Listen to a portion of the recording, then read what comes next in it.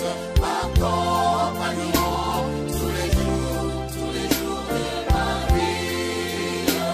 Oui, le bonheur et la grâce m'accompagneront tous les jours de ma vie.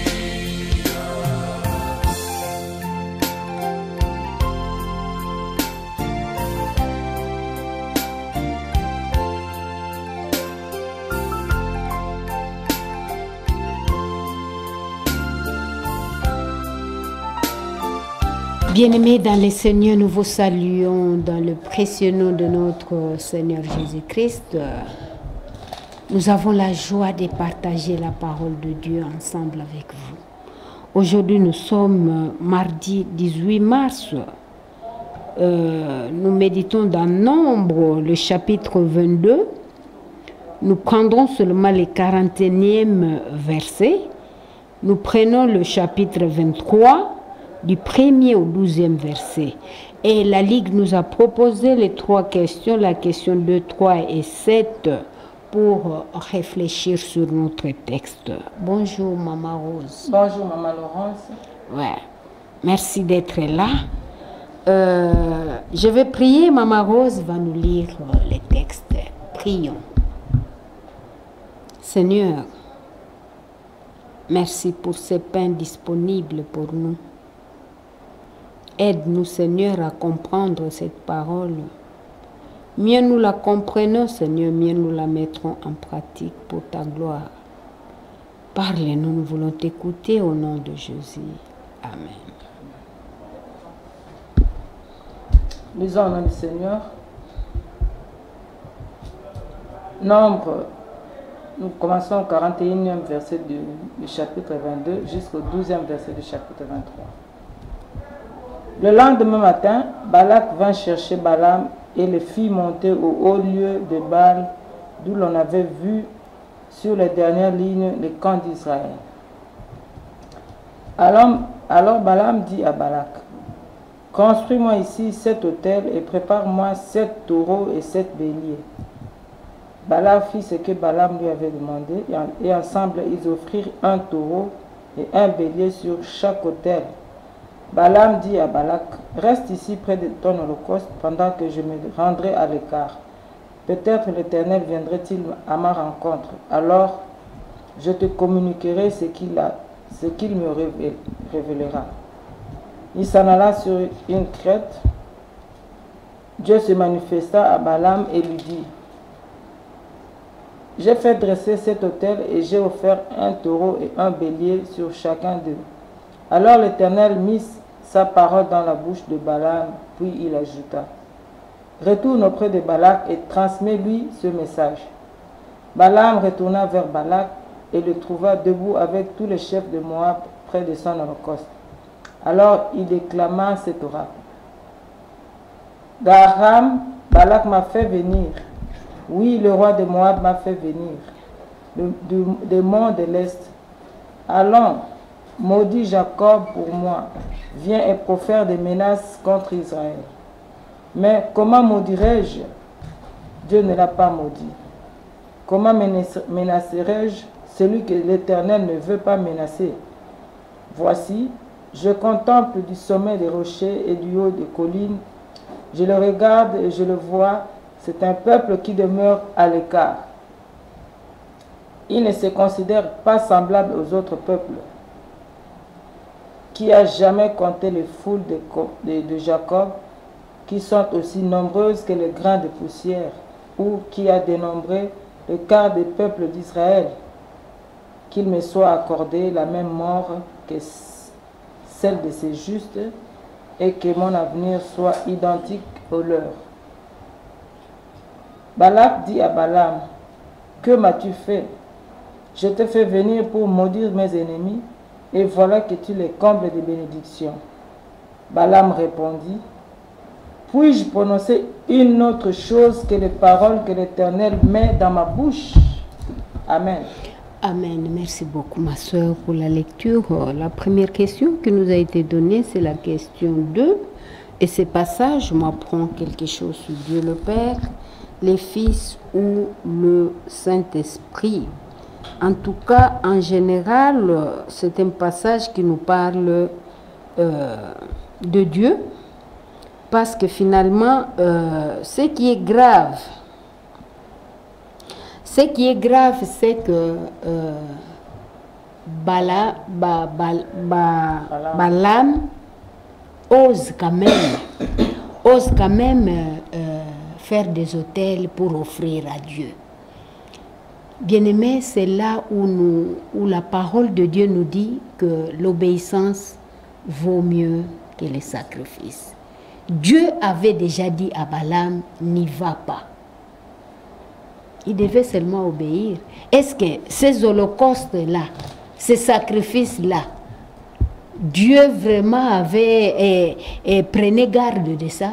Non, parce que déjà Balaam était dans la désobéissance. Il n'avait pas obéi. Mais nous voyons aussi, parce qu'il a voulu son chemin, comment Dieu met des paroles dans sa bouche. Donc, Dieu ne côtoie pas avec nous, avec le mal. Quand nous sommes sur la voie de la désobéissance, Dieu garde sa vérité, ce qu'il est, vérité, mais il ne peut pas côtoyer avec nous, avec le mal. Et c'est ce qu'il fait avec Balaam. Parce que Balaam voulait maudire les enfants d'Israël pour avoir les présents dont on lui avait promis. Mais il veut le faire au moyen de qui? De Dieu. Non, Dieu ne peut pas. Dieu ne marche pas avec nous. Dieu ne se contredit pas. Non, non. Oui, maman, il y a encore, est-ce qu'on parle encore de Dieu ou finalement nous mélangeons avec les vérités? On peut passer à la deuxième question pour les exemples à suivre et à ne pas suivre et les vérités ensemble. Bon, je vois ici les exemples à ne pas suivre. Déjà, dès le départ, quand on nous dit que le lendemain matin, au verset 41 du chapitre 22, Balak vint chercher Balaam et les fit monter au haut lieu de Baal, d'où l'on avait vu pour la dernière fois la ligne du cadre d'Israël. C'est-à-dire, les lieux là n'étaient même pas indiqués pour que Balaam aille faire des offrandes, des holocaustes. C'était, on dit ici, des hauts lieux de Baal. Donc, ce n'était pas des lieux de Dieu à l'éternel. Donc, Balaam d'abord a suivi Balak. Au lieu d'influencer positivement, il se laisse influencer par Balak négativement. Ça, c'est un exemple à ne pas suivre. Nous voyons ici combien parfois le monde cherche à nous influencer par ses richesses, ses plaisirs, tout ça. Et il arrive des fois que les enfants de Dieu se perdent dans toutes ces histoires-là et se voient dans les lieux non indiqués. Là où il ne devait pas le retrouver, il est là parce qu'il a suivi les plaisirs, les richesses, la joie, tout ce que le monde lui présente. Alors nous devons faire très attention quand nous sommes face à ce qui est contraire à la volonté de Dieu. Qu'est-ce que Balak poursuivait et qui est Balaam? Il devait comprendre cette différence. Si lui travaille pour Dieu, Balak veut le faire le contraire de la volonté de Dieu. Alors il devait faire attention là où Balak l'a mené. Il l'a mené au lieu pour faire quoi? Et il a offert, comme vous l'avez dit. Dieu ne pouvait même pas prendre plaisir à cette offrande, à ces holocaustes. Les lieux n'étaient pas indiqués. Ça, c'est un exemple à ne pas suivre. Donc, nous devons nous laisser influencer par la parole de Dieu et non pas par les choses du monde. Oui, maman Laurence. Ouais, maman Rose, ça fait tellement mal que c'est comme ça que ces derniers temps, les hommes de Dieu, soi-disant, entre guillemets, apportent du feu étranger dans la maison de l'Éternel.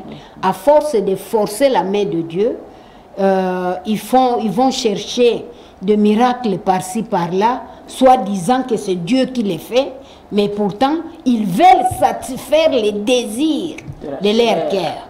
Ce qu'ils veulent. C'est ce que, parce que nous voyons Balaam qui va à la rencontre de Dieu, le verset 4 nous le dit, et son intention était quoi? Peut-être Dieu changerait de message. Bien-aimé, Dieu en lui, il n'y a pas une nombre de variations. Quand Dieu dit oui, c'est oui. Quand il dit non, c'est non. Il ne varie pas comme nous les hommes. Mais Dieu reste Dieu dans la vérité. Et l'homme ne peut pas pousser Dieu à faire le mal. J'ai vu un homme pousser Dieu, sinon c'est dans le bien. Quand Moïse dit, si tu extermines ces peuples, de là où nous sommes venus, ils nous diront que leur Dieu n'est pas capable. Et Dieu s'est repenti parce que c'était le bien. Et c'était pour sa gloire. Mais si c'est dans le mal que nous poussons Dieu, malheureusement, Dieu ne pourra pas faire chemin faisant avec nous. Et c'est triste, bien-aimé, ça fait très mal. Très mal, très mal. Alors, demandons à Dieu l'obéissance qu'il faut afin que nous ne puissions pas les pousser dans le mal parce que Dieu n'est pas dans le mal. Oui, Maman Rose, vérité?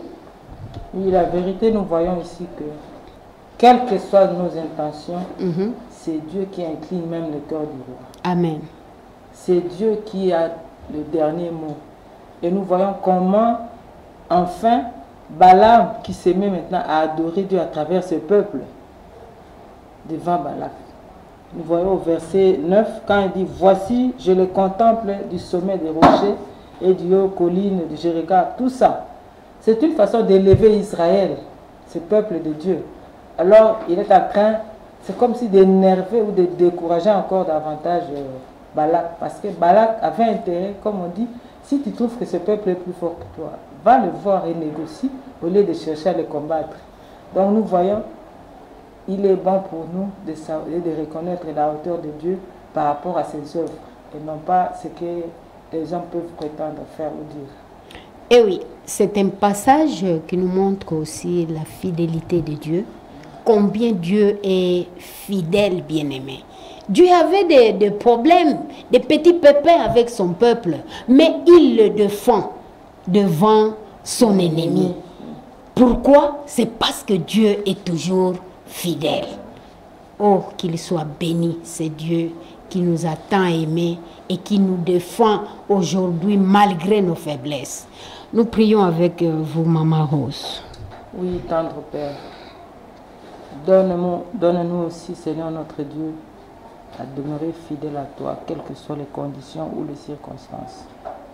Le monde, Seigneur, nous offre ses richesses. Le monde nous offre, Seigneur, ses plaisirs. Mais nous voulons rester fidèles à ta parole. Nous voulons demeurer attachés à toi, Seigneur. C'est alors que nous te ferons plaisir et nous serons plus forts, ô Dieu. Merci pour ta grâce. Au nom de Jésus-Christ, nous avons ainsi prié. Amen. Amen. Dieu nous aime tant et il a toujours aimé notre bien, bien-aimé. C'est le vrai Père que nous avons. Retrouvons-nous demain matin. Et le monde et la grâce accompagnent.